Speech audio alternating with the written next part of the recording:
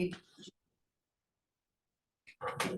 will call the Monday, June 19th Zoom meeting, or I'm sorry, zoning and planning board of appeals meeting to order. And we will take roll call. Noel Halverson, we expect him to come. Barb Dorf here. Stephen. Present. Corey. Ray Bovenschuh. Here, sorry, I was muted here. Right, okay, thank you. Joshua Cook Here.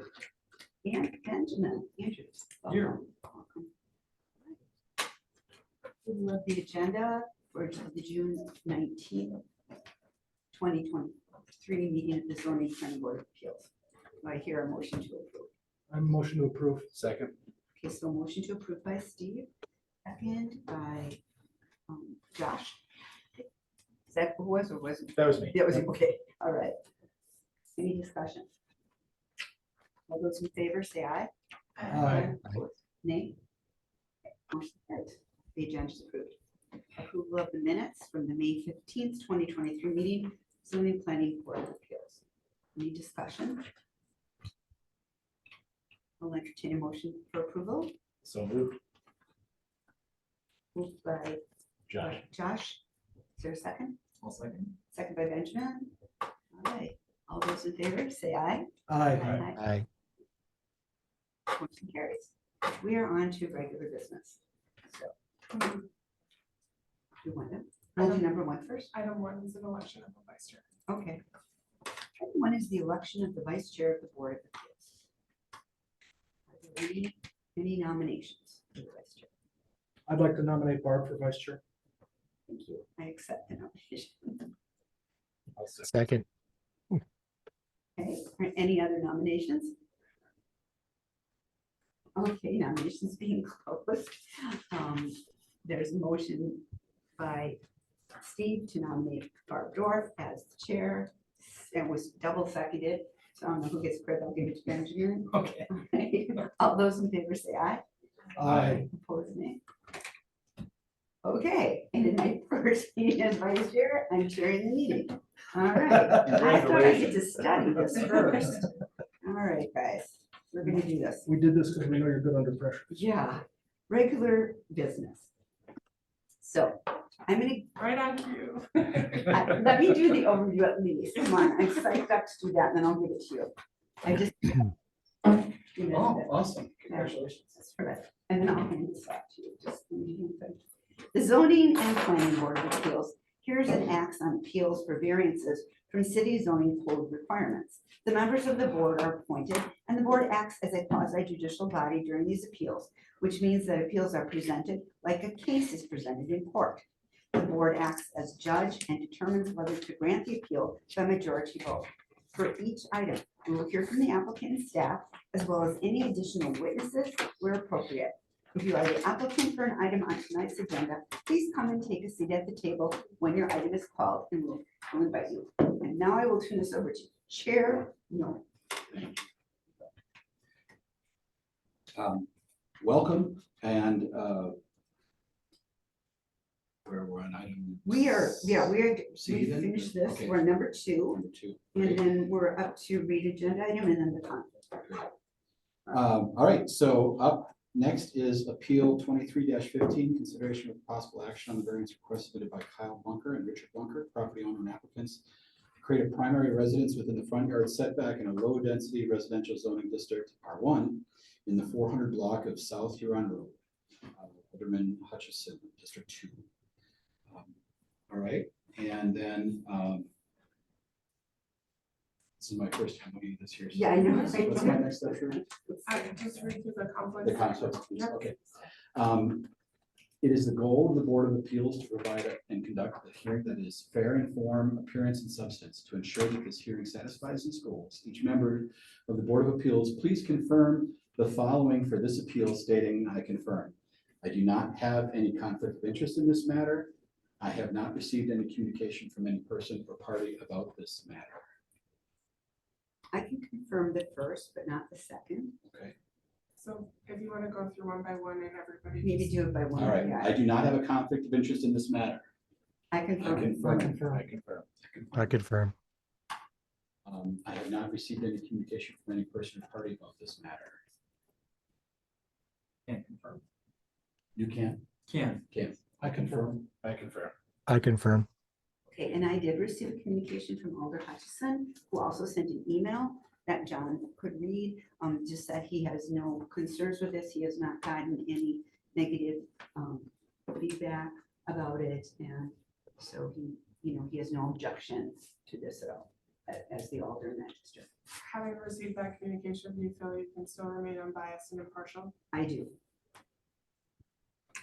Great.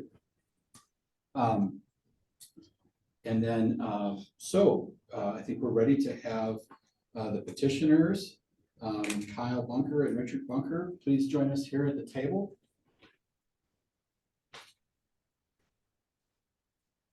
Thank you for joining us this evening. Please state your name and address for the record. Kyle Bunker, 470 Earnhardt Court, for about 2 more days.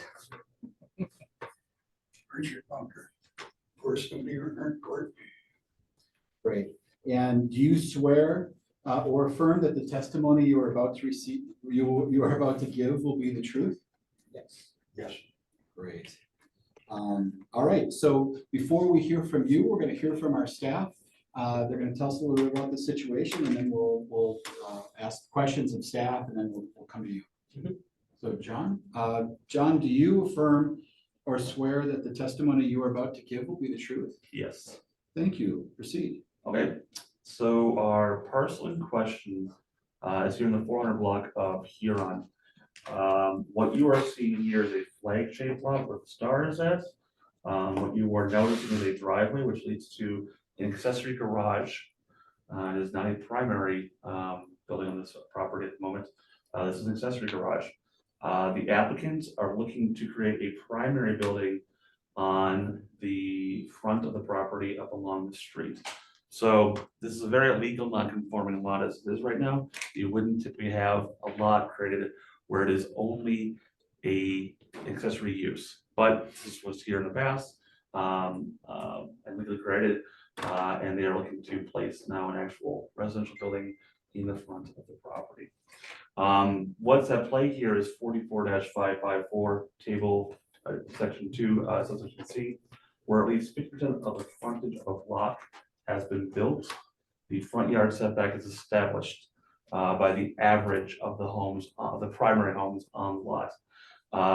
If in that area there is a setback which is 20% more or less than what you'd like to see it, you can take that number out of the formula.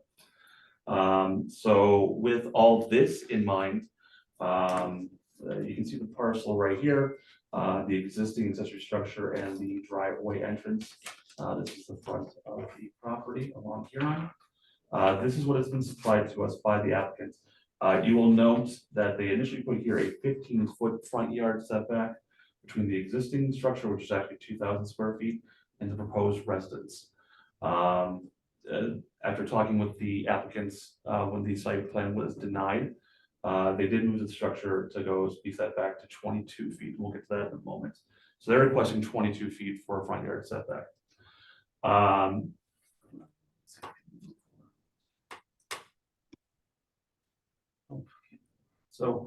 I'll go ahead and just note, these are our structures on the block itself for primary structures. They're 38 feet, 22 feet, the subject property, 55 feet, 123, and this last one is 19 feet off of the property line. What we do to create the front yard setback is take all the averages of lots, and at that point, we got a number that if you then take the remainder of lots and it's over either less or more than 20%, you can toss that anomaly out. So when these all averaged up, it ended up that 38, 22, 55, and 19 all were within that 20% range. We took out the 123 number because they didn't want to have their house set back any further. That got the average down to 37 feet between those buildings. That's where the setback is established for this block. So any new house is to be built at 37 feet past the right of way.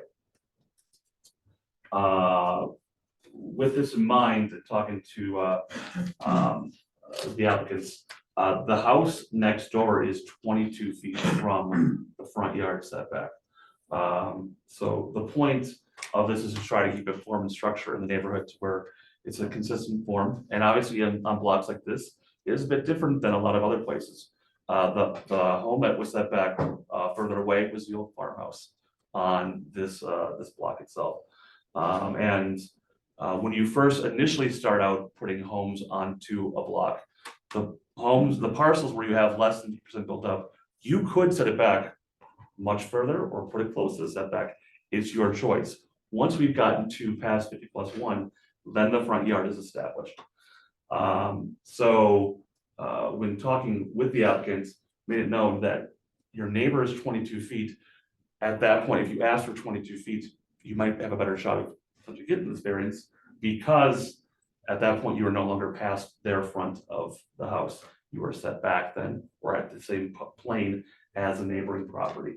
That doesn't say that way for everybody though. The neighbor to the north is at 55 feet, and it's getting in line with that existing accessory garage.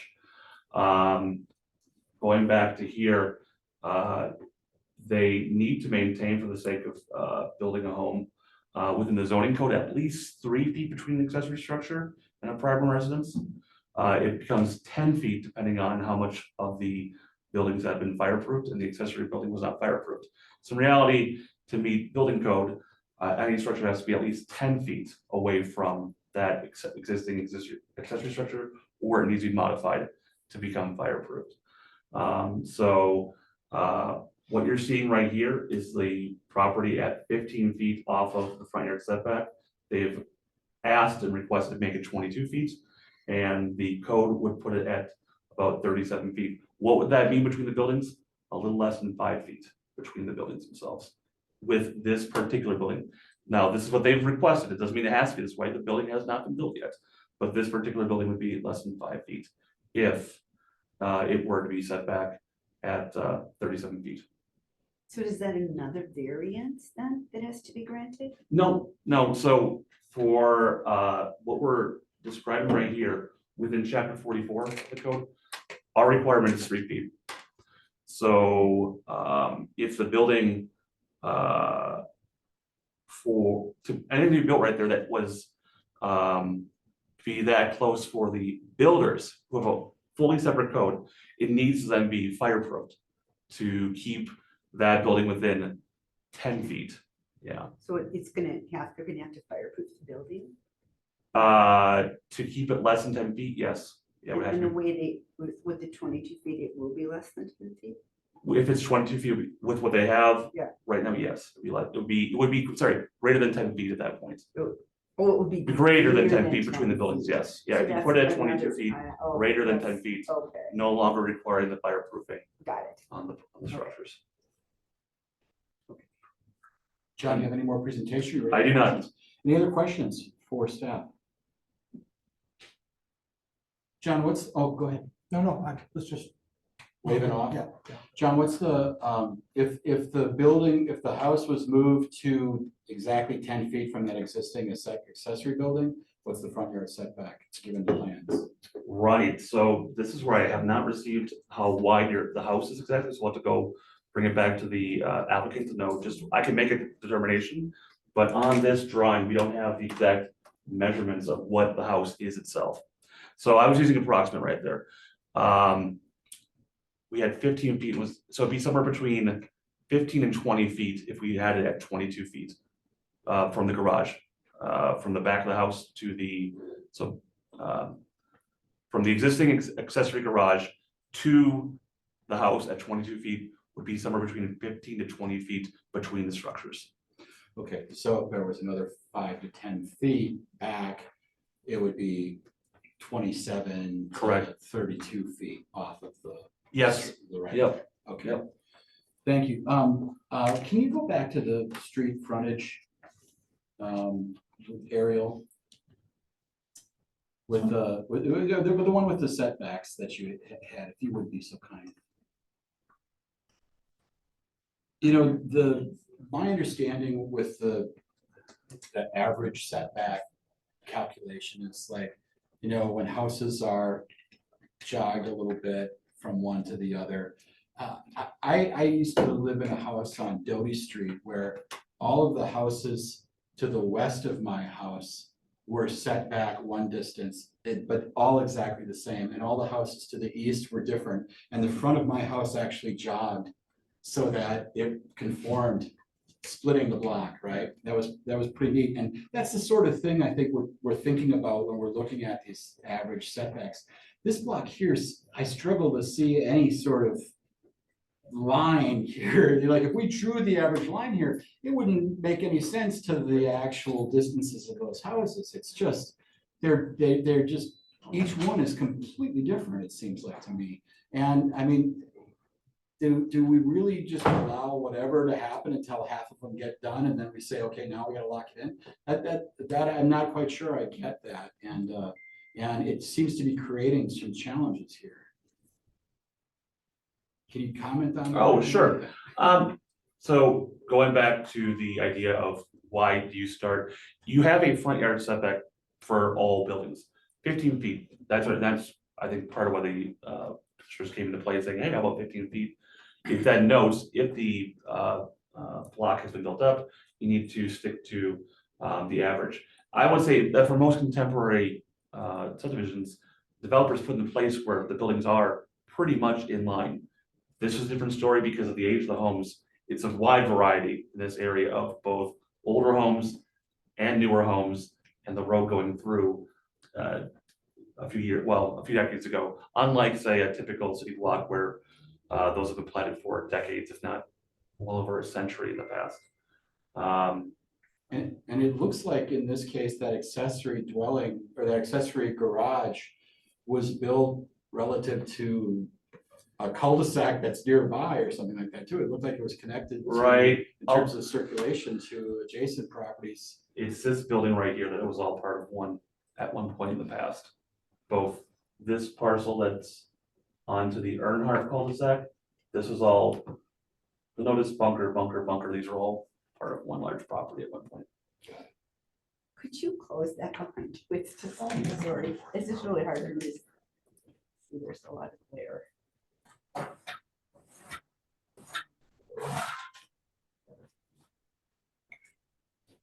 Anybody have any other questions for staff? I've got one quick one. So you said before that 15 feet is technically, if there was no other established line, would be legal, correct? Correct. It's 15 feet for a building, the primary building itself, and 20 feet for the garage door. Okay. Because I'm just looking at, yeah, it's just pointing out all the multiple properties that are listed for bunker. Are, with the decision we're making here, are we making any sort of precedent as far as what could attribute to that other property in the future? Right, the one to the south, wherever this building ends up, will go into the new average for that. Okay.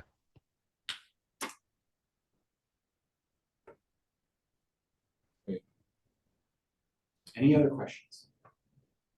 All right, thanks, John. Let's turn to our petitioners and hear from you, your take on the situation and what it is you want to do and how you might help us understand whether or not this is a grant variance. And before you get started, if you can just position the tablet so that we can see your face on the Zoom. Oh, Yours, perfect. Thank you. And you're on the screen. You can watch yourself on YouTube. well, I understand it's a very weird property. I've lived there since first grade. It's definitely different. When I grew up, Huron was still a 2-lane road.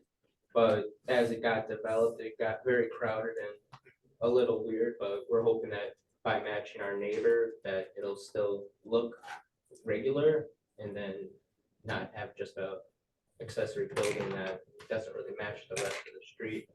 Fill it in and look more like the neighborhood.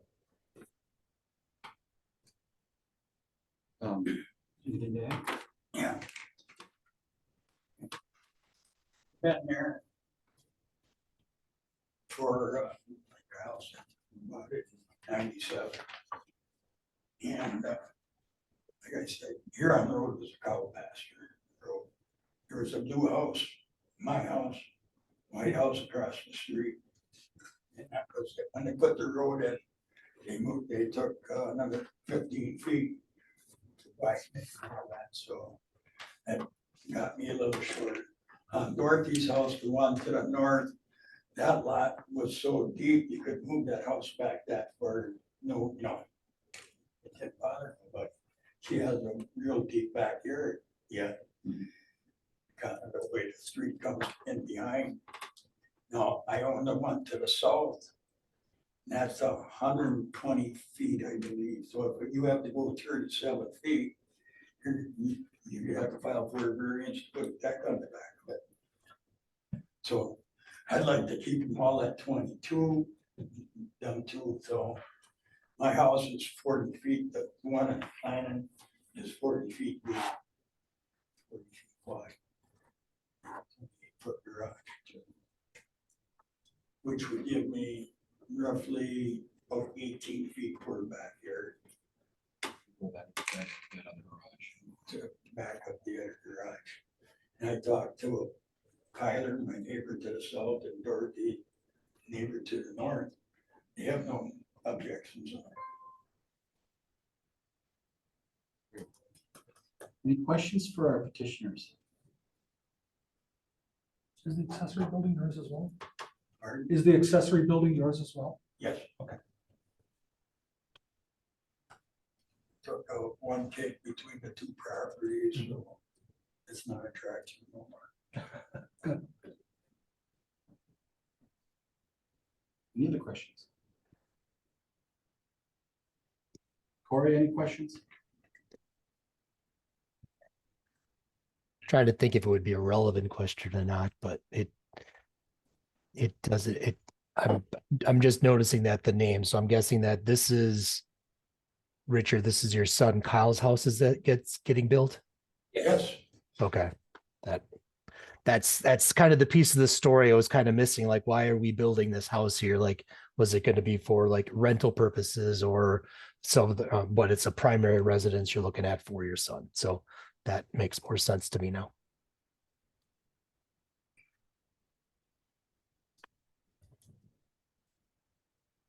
yeah, the buyer of my house really didn't want the shed, so.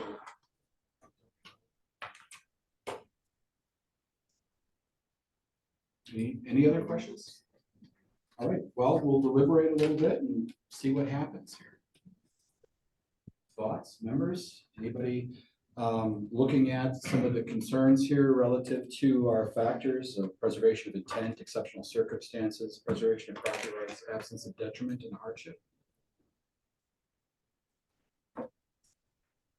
Oh, I'm sorry. Oh, Yes, that's go okay. ahead. Chair, so I can take a stab at a few of these. For the preservation of intent, it seems that the intent of most of the lots is that there's a primary residence that would make it consistent with the rest of the lots. And so that, to me, would be within the spirit of the purpose and intent of the regulation for the district in which it was requested. So I could say yes to number one. To number two, the exceptional circumstances. And this is my thoughts on that, if someone else has other thoughts, but these houses have been built over a great number of years and at various degrees per feet from the building and the road, right? So it's all over the place on this particular road. And so there's a great deal of variance on that block as far as where the houses are put. The exceptional circumstances that there's a building already on the lot, and you have to be aware of the fire hazard with that building. So I felt I could say yes, that there is enough exceptional circumstance. Am I thinking right? Yeah. I could add to that a little bit, given that the way the lots are structured basically is like the plots were drawn after buildings were already existed. So there are already uses of the property there. So now to conform to today's standards, the way the lots are laid out is a little bit more difficult. I would add one, Exception. I guess I would just piggyback onto that, that even the packet here, this month says point blank that this lot is an anomaly within the city, so I think we've got an exceptional circumstance here. This is something that's not consistent to the neighborhood. It's a goofy neighborhood, but this lot itself is certainly unique in that circumstance. Seems to be the case. So I think for number 3, preservation of property rights. On that lot, the property right is to have a residence. Is this variance necessary for the preservation and enjoyment of the same substantial property rights which are possessed by other properties in the same district? I'm not sure. I need help. I think it's yes, but Yeah, I can't get what's. I can take a stab at it. I think in order to preserve property rights, what I heard from John was that there's already a legal non-conforming use in the sense that the only thing on this lot is an accessory structure. And in order to gain some degree of compliance by building that residential structure on the lot, that gets rid of that prior non-conforming use, so to speak. So I think it enhances and preserves property rights by bringing that non-conformity back in line.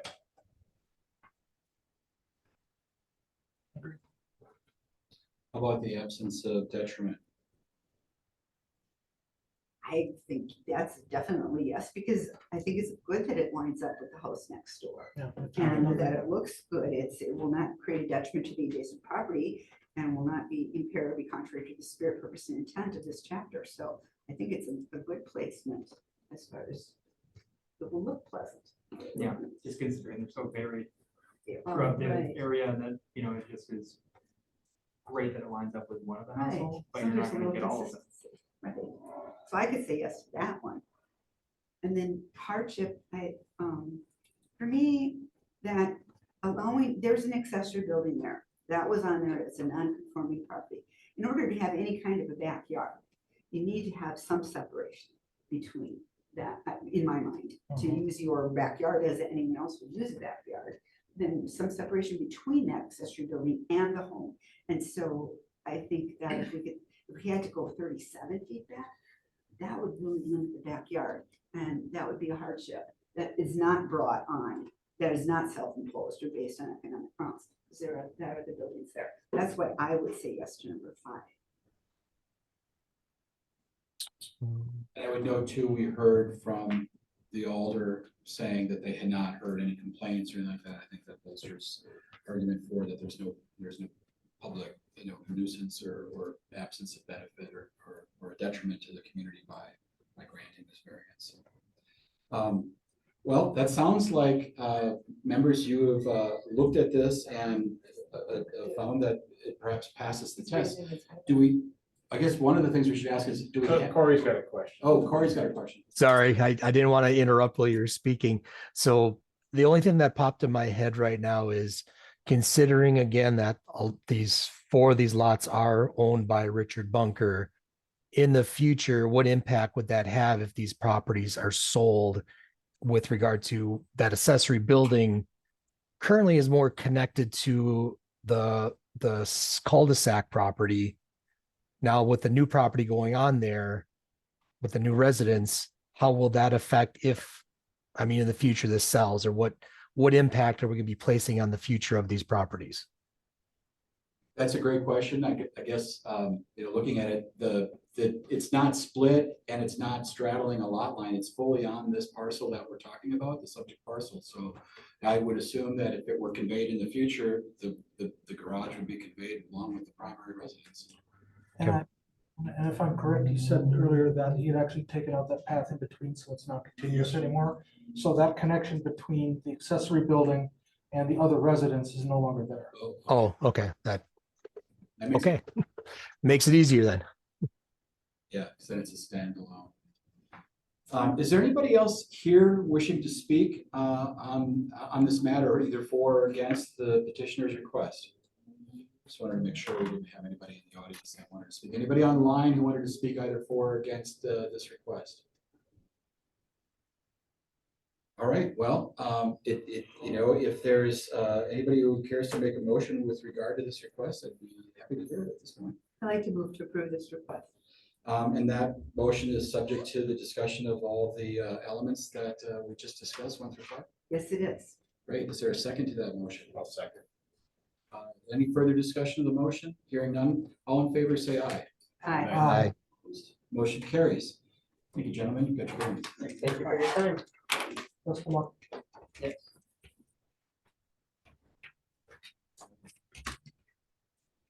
Item 3, Appeal 23-16, consideration with possible action on the variance request submitted by Tom and Nancy Dudek, property owners and applicants, to create an accessory building within a floodway district at 2468 West Point Road, Alderman Brunette, District 12. Members of the board, can you affirm or confirm that you do not have a conflict of interest in this matter? Yes. I confirm. And have you received any communication from any person or party about this matter? Or you've not? I'm not. Not. Confirm. Okay, all right. For our petitioners, would you please state your name and address for the record? Nancy Dudek, 2468 West Point Road.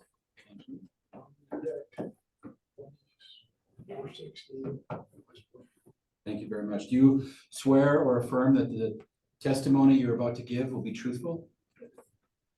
And do you swear or affirm that the testimony you're about to give will be the truth? Thank you. Okay, as we did last time, we're going to hear first from staff and then do some Q&A with them, and then we'll have a conversation with you. John, do you swear or affirm that the testimony you're about to give will be the truth? Yes. Thank you, sir. Please proceed. Okay. So property you're looking at right here is on West Point Road where the star is. The variances in question is for section 44-1169, permitted uses within a floodway district. There are 11 permitted uses that you can build up within a floodway district itself. Accessory buildings are not at permitted use. The applicant is looking to keep an existing building in the floodway area. Along in your packet, the 11 different uses that are acceptable by the code. We can get into those specifically, but it's not accessory buildings. So the background is back in 2018, there was a building permit that was applied for to put an accessory shed in the backyard of the property. Site plans, they were submitted, and you'll note them right there, and approved back in 2018 to put a shed in the back of the property. Now, the placement was right there because of what's called the floodway and the floodplain districts that are in the backyard of this property. There's a very limited area that an actual accessory building could be placed in this area without actually heading into both the floodplain or the floodway.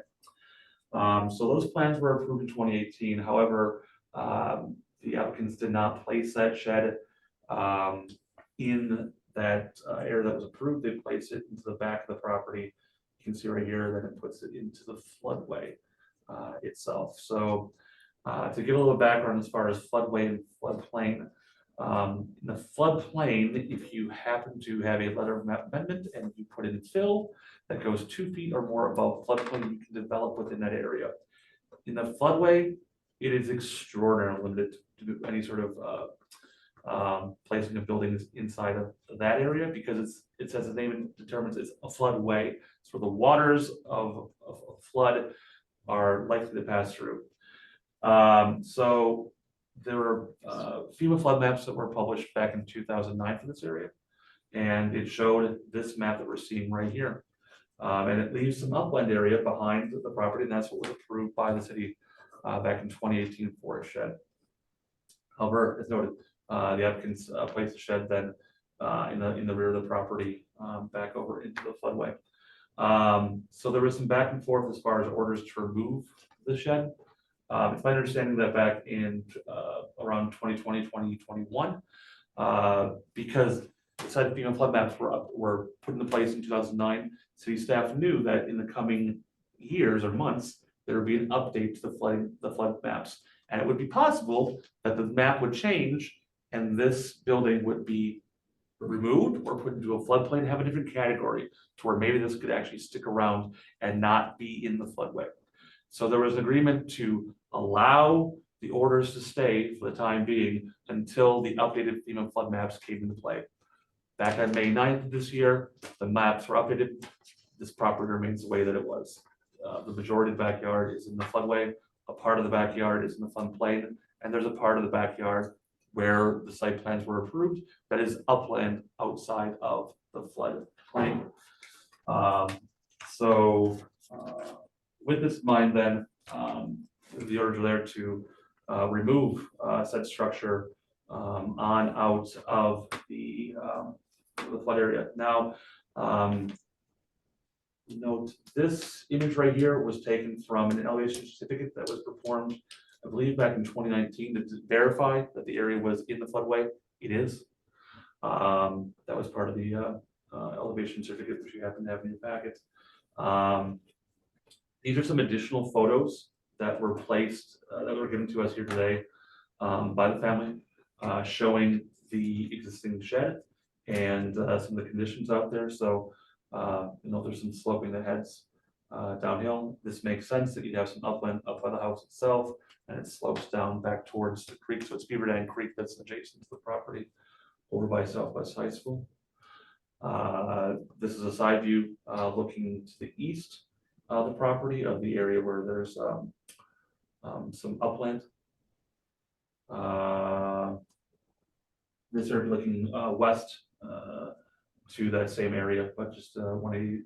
And before you go from this, John, that's the area where on your original approval, they were placing the shed. Correct. So I'll go back up to these 2 inches. So where you are not seeing any blue, that is outside of the floodplain, and that's what you're seeing with those dashed lines in this approved site plan from back in 2018. The dashed line is the floodway. The other blue line that is just to the north of the shed is the floodplain, and they show the shed being somewhere between both the building and the floodplain itself. So yeah, that's what you're seeing in this area right here. And there's one last photo of the existing shed, and then the down slope. So what's at play here is this was placed in an area of a floodway after regulations were known from decades ago, and buildings like this are not allowed in the floodway. Questions for staff? Go ahead. So is the reason that it's not allowed in the floodway, is it because you're not allowed to obstruct floodwaters, or that floodwaters can cause problems somewhere else? Why isn't it allowed? Right, so in the floodplain, you can add some fill in and essentially take your structure and try to get out of harm's way. Okay. In the floodway itself, that's where the floodwaters are to go. So it's trying to not, you don't add fill in those areas because that would add an obstruction that would dam up the area to where more flooding would occur beyond it. So there's a floodway, which is much more restrictive than the floodplain, which is still pretty restrictive. And it's about is it about safety? Is it about not flooding areas that shouldn't be flooded? Sure, yeah, it's about safety, it's about property values for both that property to make sure it doesn't last and up and downstream, yes. An obstruction in the floodway could conceivably create a damming effect that then floods other properties adjacent, maybe causing damage to residences or other things too. Right, that we're not either in the floodway or floodplain, because now it creates an artificial dam around it, making the flood area even larger. Other questions for staff? Those regulations on what can be done in the floodplain and the floodway, that's federal, correct? Right, so that comes from, the maps themselves are made by FEMA. FEMA, DNR, and municipalities work together to create ordinances that we use the boilerplate of to keep our insurance rates the way that they are, that are dictated by the DNR. The city has some leeway to change some things around, but it's very limited. You can take it to a board of appeals and ask for potential for a variance. But as a city to go ahead and keep our standing with the DNR, with FEMA, we have to enforce these laws, or these ordinances, to keep structures like this out of the floodplain. I will note, and the neighbors will, or the neighbors will note this as well, there are some buildings that are legal non-conforming structures in the floodway. They do exist. But I'm taking this back from 2009, there were flood maps before that as well, but we have clear evidence of that these maps are from 2009. There was a structure built between 2009 and today. The maps have been updated. They have the same mapping as it was in 2009. So it's a pretty clear, we do not allow structures to be built unless it's one of the 11 accessory structures that you can have within a floodway. And most of those are related to, say, putting up docks to access water, things of that sort, but not buildings. And is it correct that, that the city's compliance with things, including the permitted use, permitting buildings within floodways or their maintenance of drainage ways and, not allowing, that impacts the flood insurance premiums of the people in the community? does. Is that correct? Yes, that's correct. In what way does it do that? Well, when the municipality has to do these things, to my understanding, it's just all part of a scoring factor that then contributes to the premiums that are paid by. Might make it Percentage of harder. compliance. Yes, we had a very extraordinary and tedious check here this past year. For every 5 years, we go through FEMA, and we are audited annually, and then we have a 5-year check to see what we've done as a city to help alleviate flooding and to have best practices, things of that sort. And so what we do affects what we can score that makes our rates either higher or lower.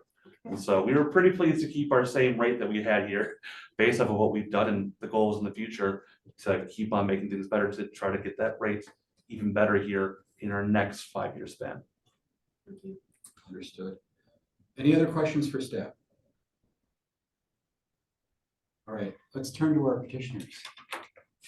Would you care, please, to tell us, in your words, why we should grant this variance? The reason you put it in that location instead of the other one was, it was right directly in back of our garage. And we're gonna have to take a tree down, the only tree we have that shades our deck.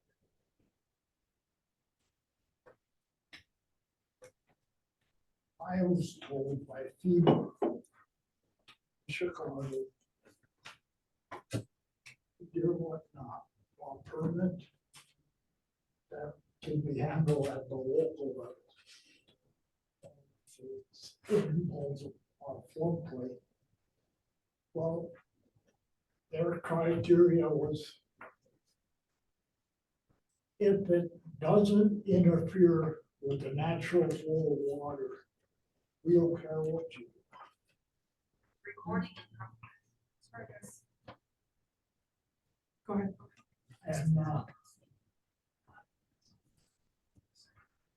if any of you people were to hell, you could stop by my house and I'll have a cup of coffee ready. If you look at my backyard, you will have to admit that this would be the natural place that you would put that shed. And as far as property values and affecting neighborhood, no, they're all, they support me on that. The one right next door, we can't count it because that's my son, he lives there. So, but other than that, the neighborhood, a couple of people said, I want to watch them put that up. He enjoyed it. I mean, it was done in one day. But it hasn't detracted from anybody in our neighborhood.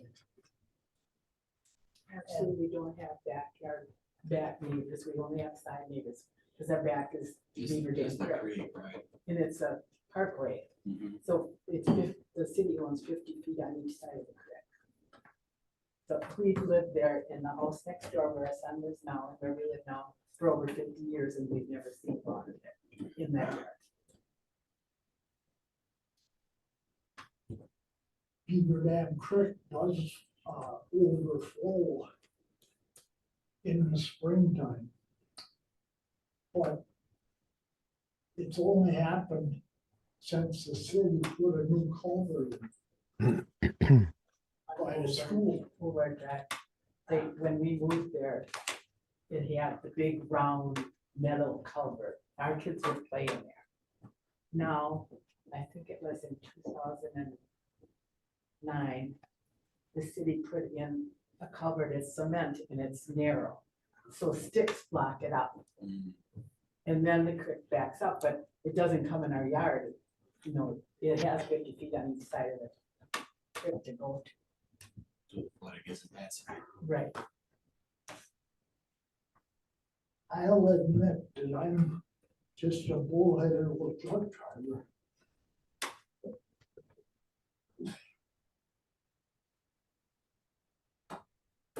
When I was gonna get a permit, Paul Newmeyer, I think was, and he said, well, where are you gonna put it? You know, there's a floodplain. I wasn't aware of that. And I said, where I showed him on a chart where I put it.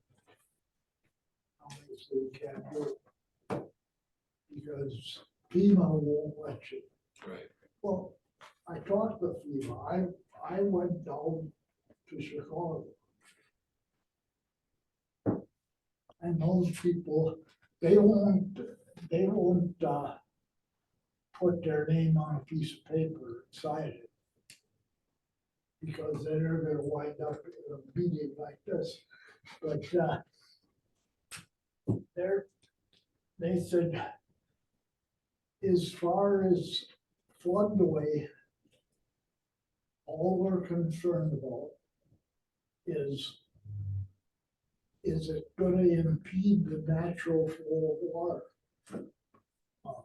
You know, if you look at my property, it doesn't. In fact, a natural flow of waterway down the hill from West Point goes past my shed. Right to Beaver Dam Creek. I just.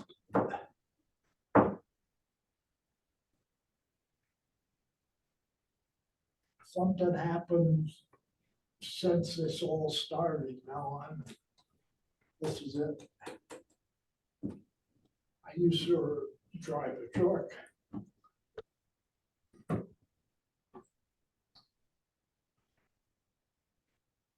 He worked until he was 79, he's at 81 now, so 2 years ago, he had to get off the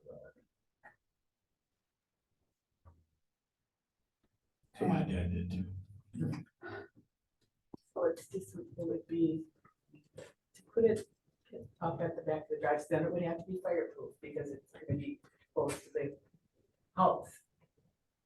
Yeah, I don't know what that regulation is, so I'd have to defer to staff on that. Yeah, can you put that one up where it shows the deck in the back of the garage? There, that's the tree that shades the deck, so that tree would have had to come down. And then that other little shed, that's the next door. That's next door. So we would have to drive on their property, get in our shed. Because there's not enough feet, that shed is 16 feet long. All right. Does anybody have any questions for our petitioners? So when you were told that you couldn't put it in the floodplain, you went to FEMA and asked them, and they said they didn't care. Did you then go back to the city? Yeah. And what did they say? Paul said I have to do it, and he came in, someone, inspector came and Brenda Seidel came. each time I got a $50 We fee. I had to inspected pay. it 36 times. We paid $1,800 in inspection. Okay. While I was trying to persuade to leave it where it was. Mhm. I invested, I don't, she keeps track of it. Yeah, But, yeah. I figured, well, I'm gonna prevail at some point. We thought it was settled when they were gonna rezone it, but we didn't get lucky. Right, when they put out the new maps? Yeah. And how long has it been there? Since 2019. Okay, it's about 4 years. Any other questions for the petitioners? The reason for the larger shed, I mean, you mentioned how you'd have to go on the property to use your shed. If you put it at the backside of the house, what do you store in there that would require you to go on your neighbor's property to have access to the shed? Well, the way you'd have to place it would be so the door would be, the entry would be facing their property. So that entrance would be facing the neighbor's property. Okay. We'd have to have a slope going up to it. And then we'd have to drive on the neighbors in order to go up the drive. I think the question was, what are you? So is it like lawn equipment? What, I guess, Yeah. why the large structure? We have our lawn tractor in there and we store our patio furniture in the winter and stuff like that. Do you keep like a trailer to load it up, or do you just drive it out and drive it in? You drive it in and drive it. Okay. Any other questions for the petitioners? Is there anybody else here to speak to this matter, either for or against, Alderman Brunette? Sit down or? Come on up and join us at the table. Thank you, I appreciate you. And before you begin, please state your name and address for the record. Alderman Jesse Burnett, 2595 South Trillium Circle. Do you swear or affirm that the testimony you're about to give will be the truth? Yes, Thank you. thank you. Alder, could you turn the tablet toward yourself? Thank you. Perfect. Okay, well, thank you for allowing me to speak. I have been involved with the Dudek family for a few years, ever since this all happened, and I can't recall the specific details. I will say that they did, over the last maybe 2 years ago, 3 years ago even, did exercise good faith in trying to resolve the issue. Did have numerous conversations with them, trying to help them navigate through this process. And at that time, trying to figure out which way. Do you go to the Board of Appeals? Do you go through the inspection department? And they had been working closely with Mr. Newmeyer, who is now retired, trying to figure out the process. And I do recall specific conversations with Mr. Dudek, Nancy, trying to work out a solution with FEMA. It was their understanding that the authority would come from the city government. The city government could grant the variance. For whatever reason, 2 years ago, perhaps it was the hope that this would be removed from the floodplain, the property, and that's where we're at now. So I think that they would have resolved the issue. They were hoping for a favorable income and outcome. And I will say that they did pay the inspection fees, $1,800. I did witness with my own eyes the $1,800 of receipts as they were making the $50 payments. So now, given the circumstances that Mr. Dudek's in, looking for some flexibility. I personally have no issue or concern. As a alderman, I have no issue or concern, but I respect the authority of the board as you kind of make these tough decisions. Thank you. since he's retired, now we're on a fixed income, so there isn't gonna be any extra. The inspection, fee- well, the inspection fee went up to 75.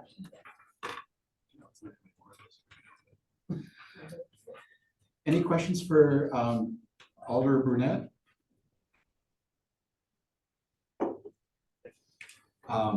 All right, let's begin some deliberation. Do we have anybody out from the audience who is want to speak for or against this request? Or online? Okay. Right. Before the board begins deliberations, if I could you give me access to put my screen up on the Zoom, please? Sure.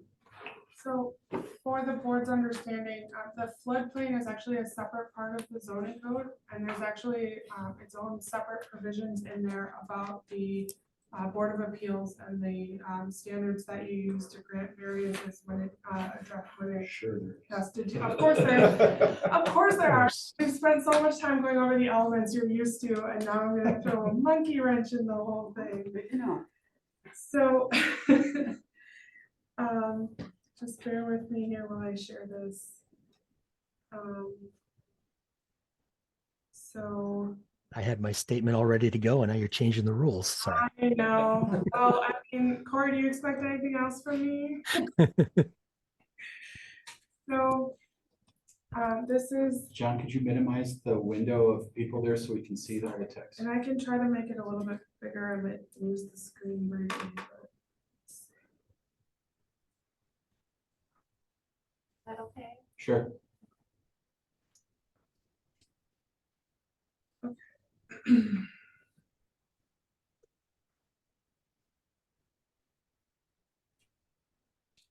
Okay, so there are actually kind of three separate elements, three separate like sections that you have to think about. So this is the first section that all of these elements have to be convincingly demonstrated. And we can go through, so a lot of these kind of mirror some of the other standards that you're used to. But there's some other things. Obviously, the second one is it's directly related to the floodplain ordinance, which is where this the floodplain maps are approved and all of those related issues come from. You'll notice also that if the variance were to be approved, the map actually has to be amended. Before I move on, did you have a question? I did. Okay. Is the definition of hardship the definition we are used to of hardship, or is it a different definition of hardship? I believe it's the same. It's not separately defined in this section of the code, which typically means that we use the commonly understood definition. In this case, the hardship would be whatever the difficulty is in complying with the ordinance. So hardship, it has nothing to do with how much it costs or the person or the inconvenience of the person. My understanding is the hardship is the complying with the municipal code is not self-imposed. That's correct. Nor is it based on economic. Solely.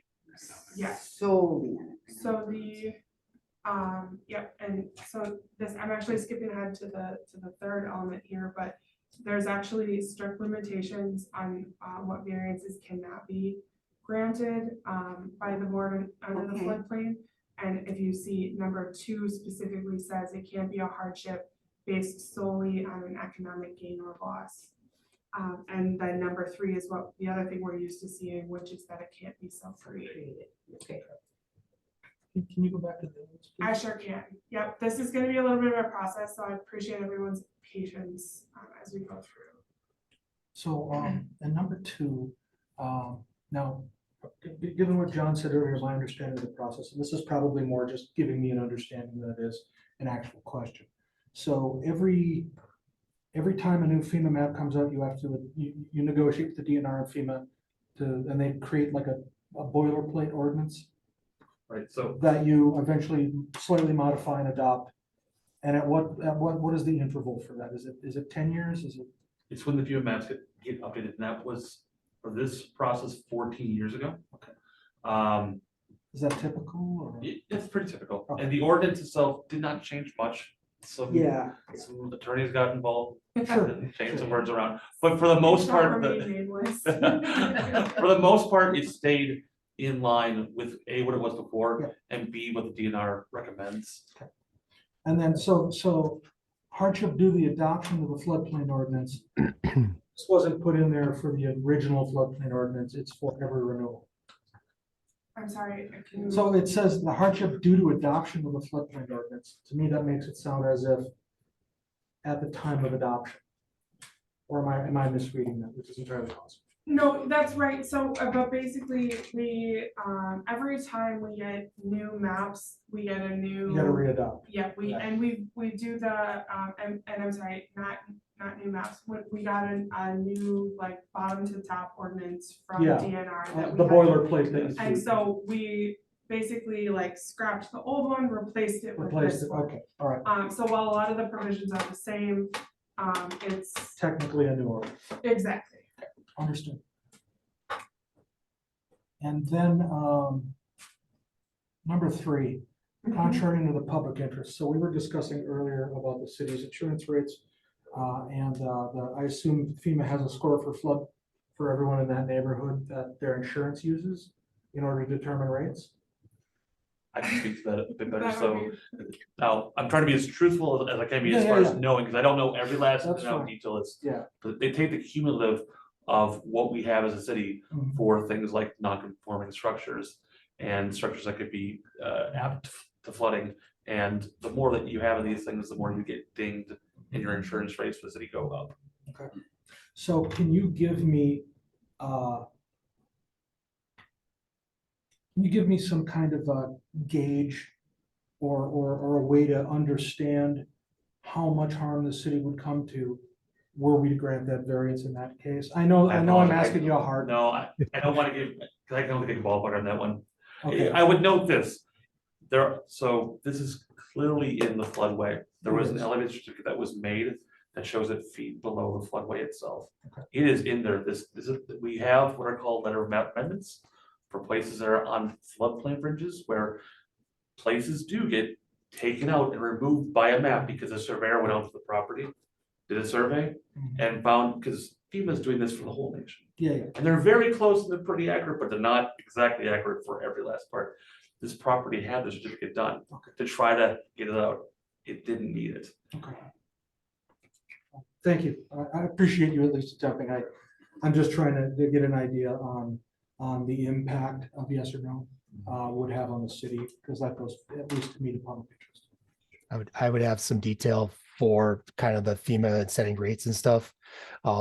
A lot of times when they're determining rates with regard to the risk that's present, there are a lot of times they're looking at like 10-year flood plans, 50-year flood plans, 100-year flood plans.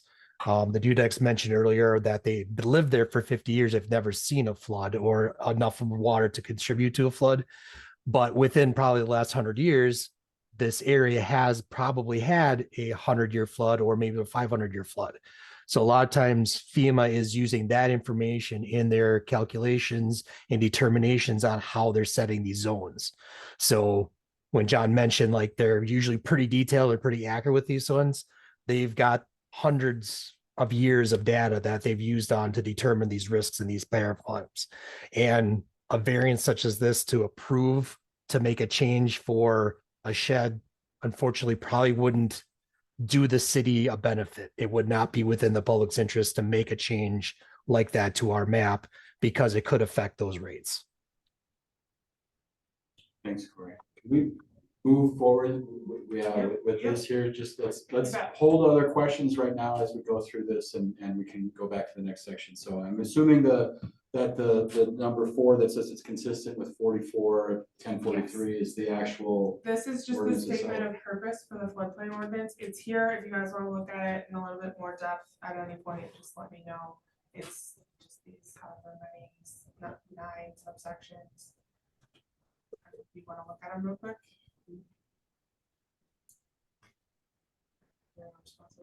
I I just can read. through reading these. Yeah. Okay. Pretty Yeah. self-evident Yeah. to Yeah. us. Okay. Moving on. So The other thing then under B, these are another set of criteria that have to be met. And things, but obviously you can read them for yourselves, but it won't cause an increase in the regional flood elevation. We have to have been shown good and sufficient cause by the applicants. And the hardship not only has to be a hardship, but it has to be an exceptional hardship. So this is in addition to the other? Mhm. Yeah, this is, so these are kind of like the baseline, and then there's, In addition. I didn't draft it, this is one of those. No, rare I'm times I just get to asking, say I'm not that. criticizing, I'm just asking. I don't know why it was split up, but they are additional, requirements that have to be met. Yes, I'll take a crack at it with the caveat that I'm reading the ordinance as requiring a showing of everything, or all of those factors, and I'm seeing that compliance with the ordinance was possible. In fact, back in 2018, there was a site plan that was reviewed, accepted, and approved for where the shed was to be placed, and the shed wound up not being placed there. I'm also not seeing any unique characteristics of this particular property. If it looks to me like the floodway at minimum is impacting at least the neighboring 2 parcels. So I take it, probably 3 neighboring parcels at least. So I take it that this is a floodway that's impacting the entire neighborhood. So I don't know that I'm seeing, for my purposes, unique property characteristics that justify a deviation from the ordinance in this particular circumstance. So, because I'm seeing at least a couple of reasons or a couple of factors that are not satisfied, I would have a hard time approving this. I hear that. Let's go on to C, though, there's a couple more strings attached to this process here for us. So will not also grant any variance that would do these things. So we These would- look like the regular variance things Yeah. mostly. Yes, yep, so you see the impact of the rights, the property values of other persons in the area. You can't you can't actually grant a variance without first amending the applicable maps. So if the board decides to grant that it is intending to grant the variance, you would have to hold it, and we would have to go about getting those maps amended first. And the map amendment is still subject to their approval, or? That would actually go through plan commission, I would imagine. And so that would be, it's an extraordinary situation where a variance is granted to essentially take a letter of Ignore the amendment FEMA and map. say it does not count right here.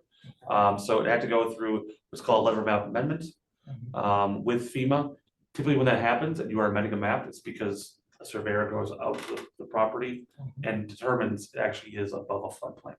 In this case, we'd be saying the floodway does not exist in this particular area. For this parcel. Yeah, this parcel, yeah. Is there more beyond item 6 here? Item 6 is the last one. And then the last sub D is just about notice to the applicant. Those are all of them. How long do you think that process would take to go through? Rural Loma, Just for the roughly. overall process. Overall process, if we said yes, how long would it take to get the map amended, get approval by them, get it back here, and then I assume we'd have to revote on it again? Months, Months, but not years. not years, no. You might not be here. Well, the other thing too, I imagine if this is something that plan commission or some other body would have to do, I don't know that the plan commission would see the same with us where we grant a variance to say, okay, let's ignore FEMA's flood maps and floodway maps for this particular property. It wouldn't go through plan commission. Okay. It would be the extraordinary circumstance, because we have letter of map amendments that come to us on occasion. typically this is for a floodplain where people put in fill in the plain itself to then build homes. Using flood over on the east side with the homes in the old north or along the bay until those homes got removed from the updated flood maps. Many of those homes were taken out. But you see that in floodplain areas, floodways are a different story. Because you can't develop in those areas. And so unless there could have been a potential for this area to have changed, reverted from a floodway to a floodplain. Then if it was a floodplain, you could have another separate action to put fill in the property to then get that area out of the floodplain. But that's not the case here. It's in the floodway. And I just have one more question here for staff. John, if this shed as it is built were picked up and moved to the back of the garage facing the yard, is the size of it bigger than what was originally permitted, or would it fit outside of the floodway at that location? So it was a 12 by 16, which was noted on the plan itself. I see 13s written on your plan. Is your existing garage 16 by 13? Or sorry, shed No, I think. 13 feet high. 50 feet high? Okay. It's the same, so there are permitted and approved plans that can place the building in the upland. So if somebody could help them move this to their, granted, they've got tree issues and patio issues and other things like that, but it could fit there. This existing shed that was built could be picked up and moved. Correct. Yeah, they're approved plans. Any other questions for any of the parties involved in this business? I had a question. Go ahead. So we're in the floodplain. So wouldn't that reduce the value of our property? Our taxes have never gone down over the years.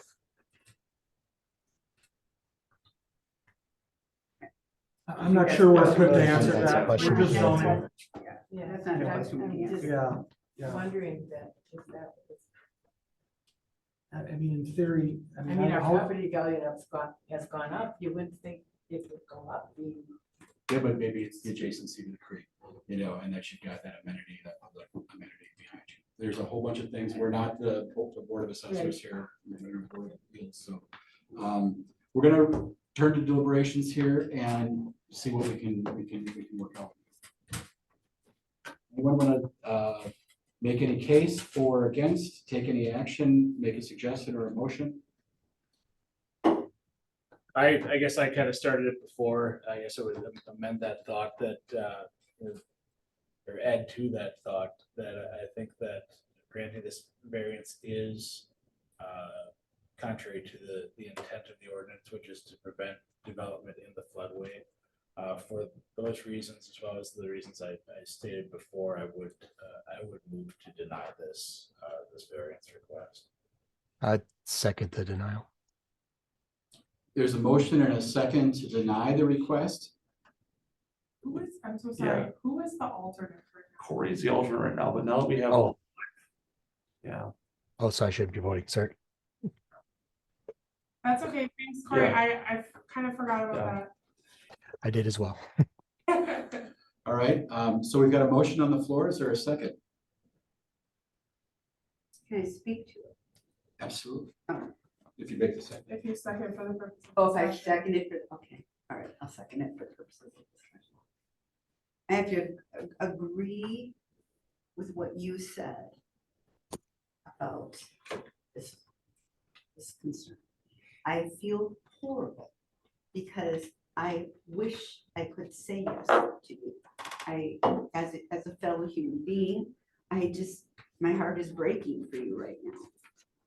I also know that in the beginning, you were told, you submitted a plan, you were told this is where you could put it, and you chose not to, and you were very honest about that. And I sincerely appreciate your honesty.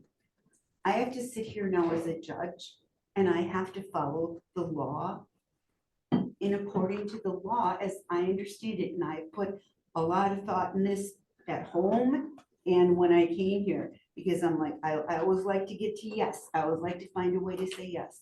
And I'm sorry, but I can't find a way to say yes. So I am seconding this motion, not just for the purposes of discussions, but because I do agree with it, and I'm very sorry.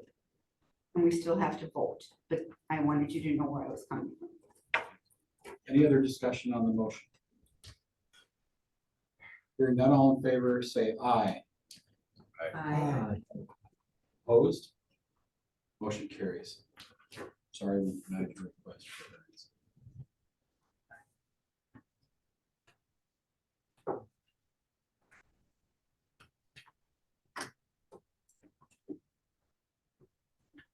Is there anything the city can do to steer them toward any help in getting it moved?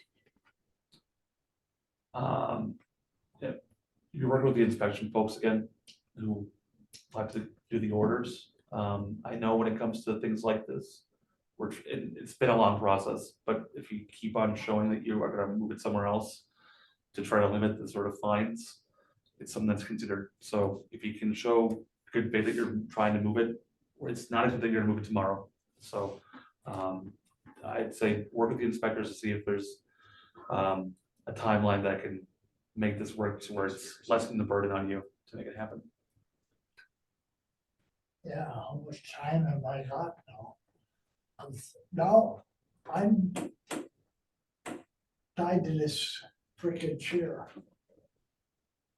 And so I can't do it myself. And, well, that's my son over there, he's in his truck in Virginia right now. I understand on a personal level that that's the case, but the orders have been there for now pushing 5 years at this point. But we've held for a And bit it's been because held, of the yes, map yep, amendments. correct, Is this something where, where, you know, you and the inspection department can work out, say, let's make it another year before the thing's gotta be absolutely moved so that they can find time to get some help? But it's not something that I can personally decide. just decide. But I they'll will give you talk a- with the inspection folks though. The general vibe when it comes to inspection folks is if there's legitimate, good process to try to make and rectify what's happening is in occurrence, you have some plans and you're looking to ask folks to help you out. That timeline can be prolonged Yes. to make it to where it's not where you're not putting the fines on. They want to see progress. So as long as there's progress in some form, I think there'd be some sort of potential to help facilitate some. I know some folks looking for some volunteer work in September that maybe we could make that a Good to project. know, yeah. You know, but- If somebody wants a shed, you can have it. Almost tempted to put it up. If you move it, you can have it. Well, you guys will have to decide that, I guess. I really wish we could decide differently, but it's just. This isn't the first time we've had to turn down good people who've tried to do the right thing. And it's the thing we don't like to do here. But in this particular circumstance, considering the flood, there's just. Yeah, and, that whole area, there's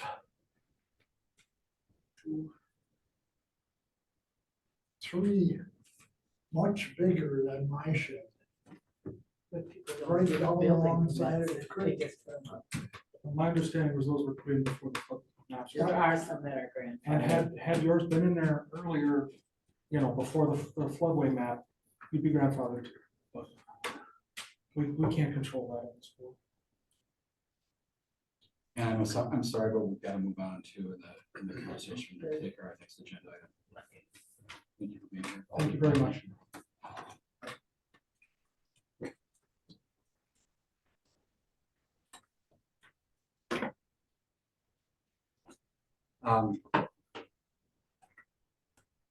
Next up, Appeal 23-18, consideration with possible action on the variance request submitted by Ben Vanderkinter, property owner and applicant, to create a wider parking stall within the front yard setback at a single or two-family residence at 3035 Brook Park Drive in Alder Grants District 1. Please, welcome, state your name and address for the record. Ben Vanderkinter, 3035 Brook Park Drive. Do you swear or affirm that the testimony you're about to give will be the truth? Yes. All right, so we're gonna hold with you again for a little bit, and we'll talk to staff first. John, do you swear or affirm that the testimony you're about to give will be the truth? Yes. It's a pause. Oh, no, sorry, that's what I was talking right there. So yes, I do. Well, I'm hard about it. Gotta be positive about it, you know? Make us doubt you. Please tell us about this request. I think the board needs to speak to conflicts. Oh, sorry, yep, thank you. We all help each other. Um, save each other Thank from you, this. Cory. All right, board members, I am going to ask you to say I confirm to the following two statements. I do not have a conflict of interest in this matter. I confirm. I confirm. Confirm. I have not received any communication from any person or party about this matter. I confirm. I confirm. Can I get my pictures? Great. All right, John, go ahead. One second.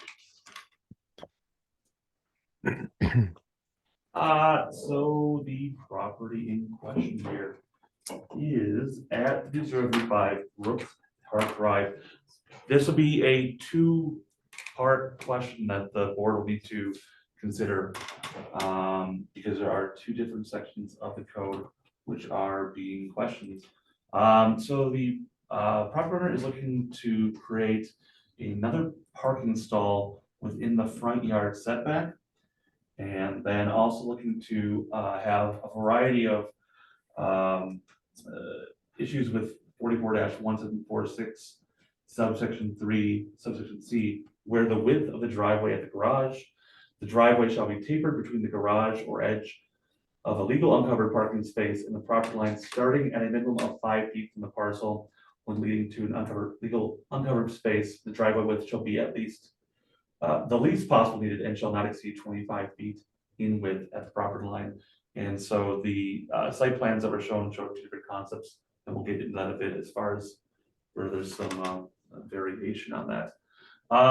So you're seeing right now an overhead of the corner lot. This is the building itself. This is a shed in the backyard. This is a fence. This is looking at the property from the front yard. You notice the vehicles parked in the driveway. And another image here of the two-stall garage with the two legal parking spaces out front and the two that are inside of the garage. So the property owner is looking and gave us two different things to look at here. They want to put a parking stall within the front yard, and Could you zoom that? Like by the fence. I guess I'm looking at the real picture. I mean, Lower right-hand corner there too, you can see that. right here. Nowhere near the shed is right. behind it. So, let's see. Zoom in. There we go. The shed. so this is the blue is the existing area of the house, and this is not to scale, but it's what you're seeing right here is a shed near the property line, the sidewalk cakes. This does not show the existing actual tapers, the flares that you see on most every driveway out that street itself. But applicant is looking to put in a parking stall alongside the driveway that does not lead to a legal parking stall. So in the front yard setback, you ought to have driveway spaces that lead to legal stalls. What would those be? Garage stalls or a drive that leads to the side or rear yard of your property. So this does not lead to a front yard parking stall. The one exception we have to for attached stalls are when it's a single stall garage. At that point, you're allowed to have the front yard exception unless it's in front of a point of entry into the house. So applicant is seeking relief to put in an extra stall alongside of the driveway. Also doing something that is different here insofar that asking for the width of the overall drive area to be larger than 25 feet at the right of way, and then having the actual funneling of the cars to go the opposite way they typically would. Normally they flare out onto the roadway itself. This is asking to flare in to the existing driveway.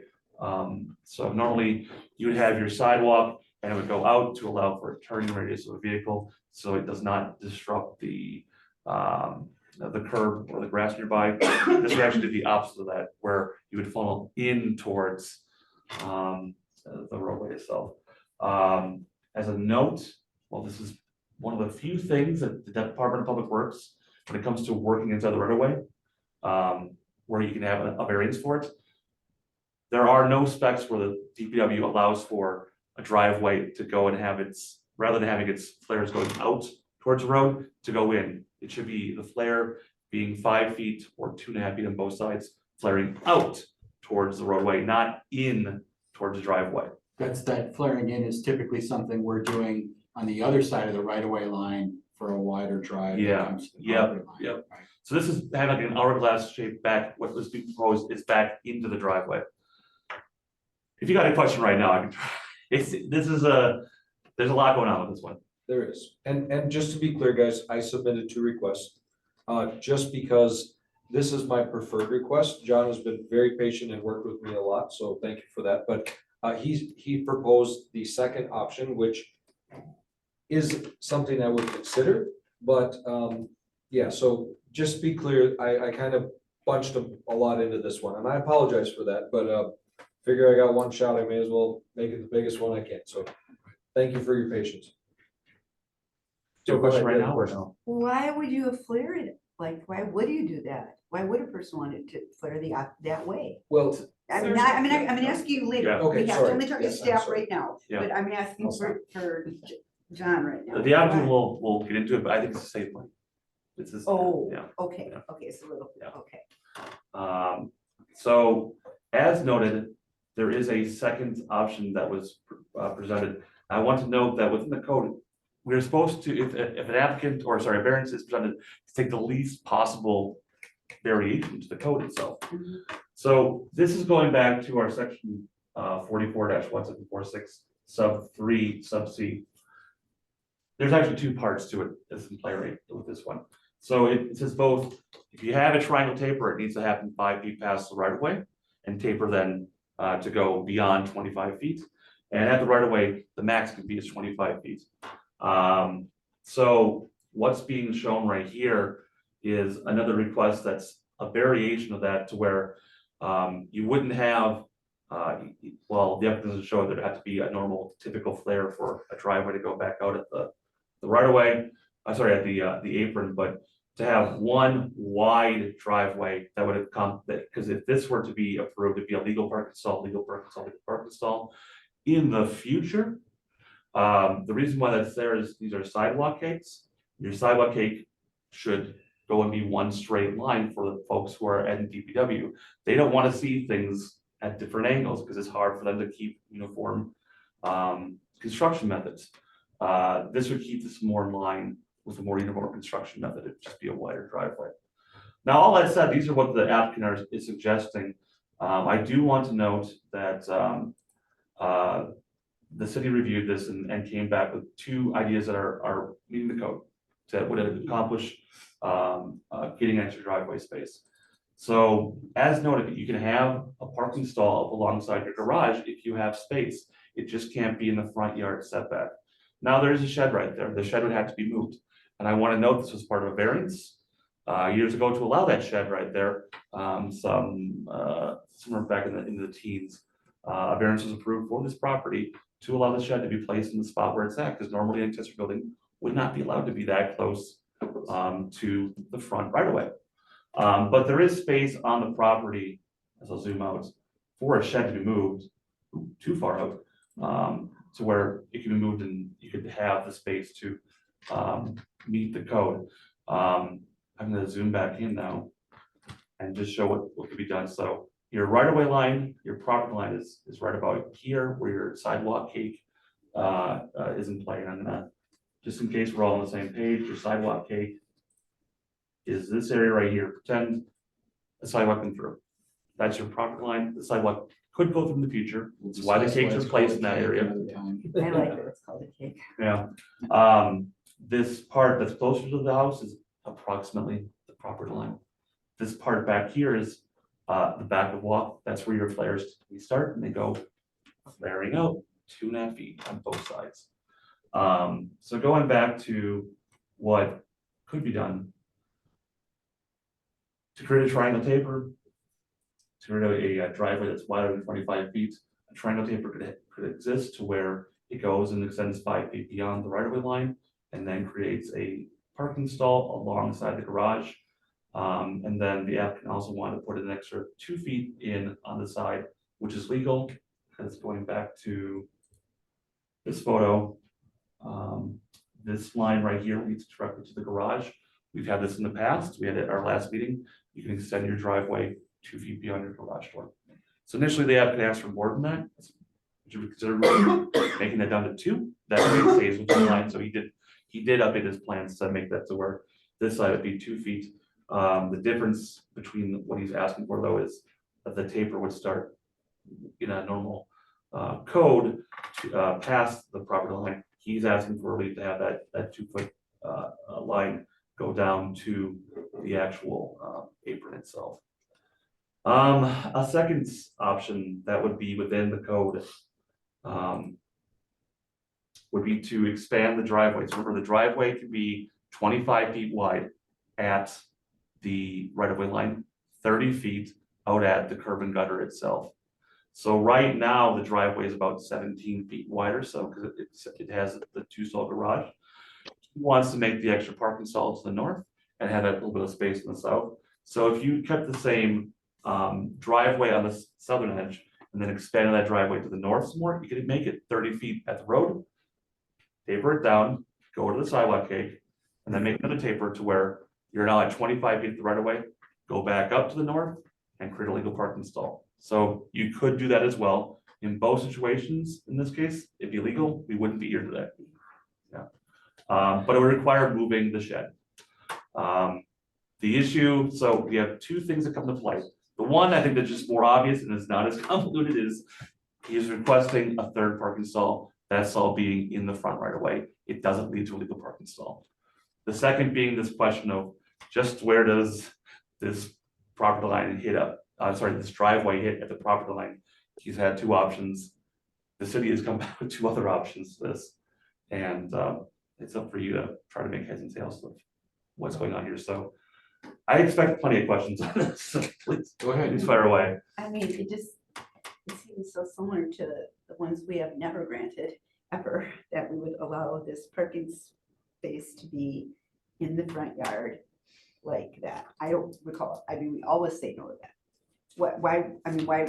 Well, except why when it would goes Mr. to a Cole- stall on the side of the. Oh, yeah. garage. We wouldn't be Yeah, here goes if that to- was the Yeah, case. yeah, if the shed were moved, it'd be no problem. So did you make the applicant aware of that? Yes. Yeah. Okay, all right. You just still thought. So you're shooting for the you moon here just is what thought you're you'd give it a Well, shot. Yeah, Okay. yes, All right. when, I'll talk when I have. Fine, No okay. problem. I will note, I didn't put it as part of this package, there's a lot. There are some, and it was not in your package itself, but it wasn't on this PowerPoint. There are other houses in this neighborhood who have had legal non-conformings to where there are another driveway stall that's placed alongside. So it is not like it doesn't exist. It does in this neighborhood. Yeah, I know. And I know that doesn't mean yeah, that it goes, and he explained that to me. Again, yeah. I There's understand there's a the number of contractors, I think, who will wink and nudge and put a driveway in for you. Absolutely, But then And they have we've had tear to it force out. people to tear those out. Yeah. I understand. I don't wanna do that. That's why. Other questions for staff? Sure, sure. Other questions for staff?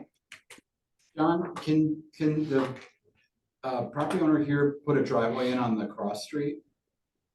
Oh, on the, rather than go up the north-south route, the east-west? Yeah, No, it's 1 per parcel for a single family. even on a corner. Yeah. If it was a duplex, you could, yes, but not for a single family. Any other questions for staff? Sorry, I'm like, I feel like I'm bad if I'm back through that. All right, well, let's hear from the petitioner. Tell us in your own words why we should grant you whichever one of these flavors you wanted to have done. You bet. First of all, I want to thank you all. This isn't kissing up, but thank you for your time. Second of all, I did apply for a variance to have the shed put here in 2008. It was a little bit earlier, but either way, it is a 12 by 20 shed on a concrete poured slab. So moving it, although hardship is financial, that's not a good reason. I know that. I understand from when I applied for this one. But really what I'm looking at is I have 3 teenagers and I am running out of parking because I have a 16, 15, and 13-year-old. So with that said, I'm looking for an adjacent parking stall in the front of my yard, or we'll call it the side, but the front of the property. And the reason why, I did have a contractor come out and say, yes, we can pour you a slab, but it has to taper to the right of way. And although that's okay, it doesn't allow that third car to enter and exit the driveway with another car in it. So without driving across the lawn or doing whatever. So with that said, my original proposal was to just go out, taper it to the road. Again, there are several other examples in the neighborhood, and I thought, well, let's give it a shot. John has been very patient, again, explaining the differences. And I wouldn't be opposed to widening the driveway to a full 3 stalls. The disadvantage with that is if I'm gonna do that, I'm just gonna tear the whole driveway out and pour 3 stalls. I'm not gonna pour a new slab and a 40-year-old old slab next to it. I would just gut it, pour it all, which is fine. I'm not opposed to that. Unfortunately, I put the garage door in my shed on the side of the shed facing north. If I put it on the end of the shed, I would see that that would lead to a legal parking stall because it would be into a shed that I could legally park in. Well, the shed is 12 by 20. What's that? Well, maybe. I would only assume. I apologize. I'm not trying to speak for the Oh, that's rules, interesting. but at least that's my understanding. Maybe not. I'm not looking to take up and pour half of my side yard in concrete. I just want to get another place to put a car. I've been cited several times over the last almost 30 years of living there for parking on the street, parking in the setback, parking in the right of way, parking wherever, just because whatever. I mean, I forget a car out on the street, a lot of reasons. So I don't want to do that. I don't want to, get into that. But that's really what I'm asking for. And I just ask for the thoughts and ideas. If it's not allowed, I'm down with that. I'm not disgruntled. I'm just, and I get it. You have to play by the rules. So that's what I'm looking for, guys. Thank you. Any questions for the petitioner? All right, let's deliberate. Thank you. We've got to consider 5 factors, not 17 as with the floodplain. That's a tough one, guys. That's brutal. I get it. And your job isn't easy. I understand it. But those factors are the preservation of intent, exceptional circumstances, preservation of property rights, absence of detriment, and hardship.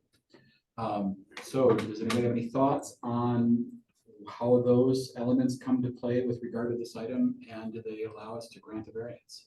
I'm having a hard time getting these.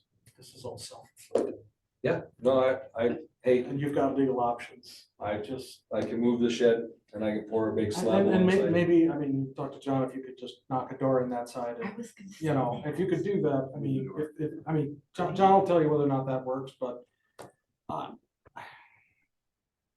yeah, this is just, your kids don't have to have cars. Hey, like I said, these are all, I understand from the variance Yeah. last time. It can't be cutting down trees and I can't worry about, I get all that. Yeah, So yeah, you gotta work within your confines. So yeah, and I do have sympathy that there's a lot of people who have these little side patches. My neighborhood's full of them too. Yep. So if we can, let me just ask if any board members see a way forward with those 5 factors. Is there anybody who wants to take a shot at any of them, or do some of you tend to agree that maybe we don't have the ability to do that today? I'm having a hard time getting that. I wish I could. it's okay. Yeah, Hey, I don't see what- no hard feelings, guys. So is there anybody who wants to take an action with regard to this requested variance? I guess I would move that for all the reasons just discussed, I would move to deny both of the requested variances under, I believe it's 1746 and 1747. Right, there's a motion to deny Appeal 2318. Is there a second to that motion? I'll second. Motion is second. Any other discussion on the motion? Hearing none, all in favor, say aye. Opposed? Motion carries. Sorry, sir, you have been denied a variance. Check out that door thing. Hey, no problem. Again, I appreciate you guys' time. Thank you very much. Thank you. Thank Have a you very wonderful much. evening. And And feel free to thank you, call, Tom. we didn't found a way to make it work. I'll go back and review stuff and see where we're at. Again, thank you guys. Have a Thank great you, Mike. evening. We appreciate it. Hopefully you get out of here on time. Take care. Take care. Next up is informational data. The next meeting is July 17th, 2023. Do we need to close the floor? I'm assuming that was open at the top of the meeting. It was not, you don't have to We open don't the do floor that for anymore? quasi judicial. Okay, sweet. Oh. I do have information for you all. Okay. So one, welcome. Secondly, we were asking for some information on trainings. And UW Stevens Point has one coming up here in July, they let us know last week. It's an online meeting on Tuesday, July 11th. Oh, okay. It is from 6 PM to 7:30 PM. It's the same one that we've got in touch with UW Stevens Point to see if they do a one here in person. It's the same presentation they give both in person and online. Obviously, if it's in person, there'd be more follow-up questions that could probably be more relatable here. We're gonna still try to get that, but if you want to, I will email the links to all of you tonight to that meeting So itself, it's 6 to 8 PM. 6 to 7:30. So the ones that are in person, Even at night, that's great. You Yeah. don't have to watch 8 and 10-year-old softball? don't. Hey, I coach that. Hey, My wife watches hockey. I get it. Yeah. And this is shorter than the ones that are in person. The ones that are in person are typically about 3 to 4 hours, depending on what they have for time, so. This is a bit more abbreviated. It's gonna cover what you have, so you all have now, the hard copy packet. Thank you so much. It's gonna be another, refresher of that. So, and what we happen to have seen here for what, there was a meeting in Wapaka in May. Same format, all the time that they go through, so. Please feel free. I think I might join in too. Yeah. Have a good Tuesday night. Yeah, I'd be interested in the way. That'd be great. That's awesome. All right, well, there's no other business before us this evening. I'd entertain a motion to adjourn. So move. We're adjourned. Thank you. Wonderful.